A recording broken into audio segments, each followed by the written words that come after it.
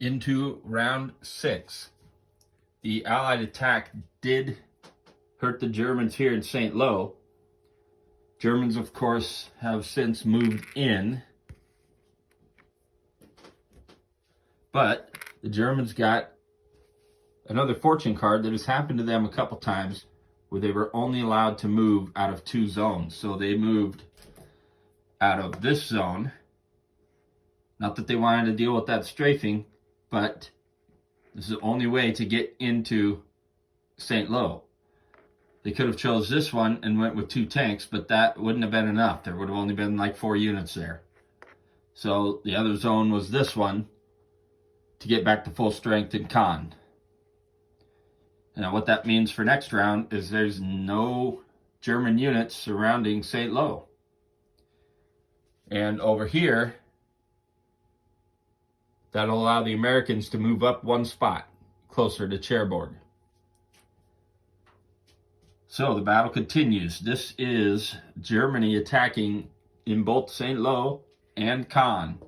And they really need a strong showing here in St. Lo due to no units around. So we'll see how that goes here in round 6.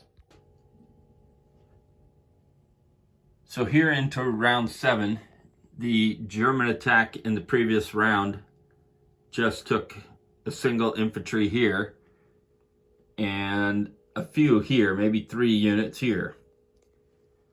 The Allied fighters have decided to put 2 here facing the artillery and a couple here facing the artillery. They only had 5 left, put another one here and got shot down. So now their bomber is moving in to try to take out that anti-aircraft. It already missed, but they also got this card here, rolled a 6, which means they do not get to shoot at that bomber. So that is it. We are moving into the Ally move stage. Gonna get 1 zone closer to Cherbourg, but at some point probably have to get the fighters or the bomber over here to help. With time ticking down, St. Lo looks like the most potential to take that city at some point, and Caen looks like it's going to need some help. They will move in enough to get 8 units there this turn, but there's very few behind it. The Germans' reinforcements are done. The British have a couple left, and the Americans have a few. So that's it. Round 7. We're about to see the Allies' movement.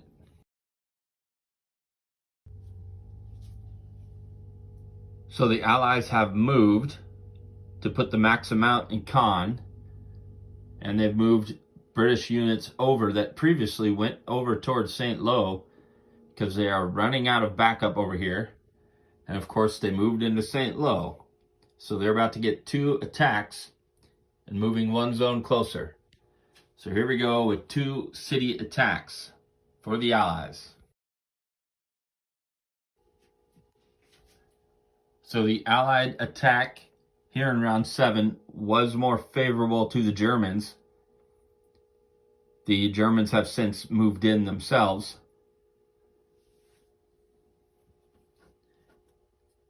There's been only these 2 cities where the attacking has happened back and forth.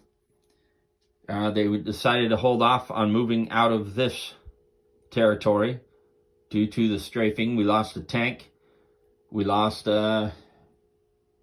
infantry, and I believe over here an anti-aircraft gun. But everything that was in this zone was able to reinforce and get 8 total units in. Otherwise, we would have had to have attempted another tank to get through the strafing. And of course, they have moved up into Cherbourg, moved that extra infantry behind, because they might need to move it in when, well, they will have to move it in eventually. But that is it. There are very few reinforcements left. And these tanks here, good chance one of them will have to move to Caen to help the British, or 2, we'll see. But that's it, 1 bomber and 4 fighters left.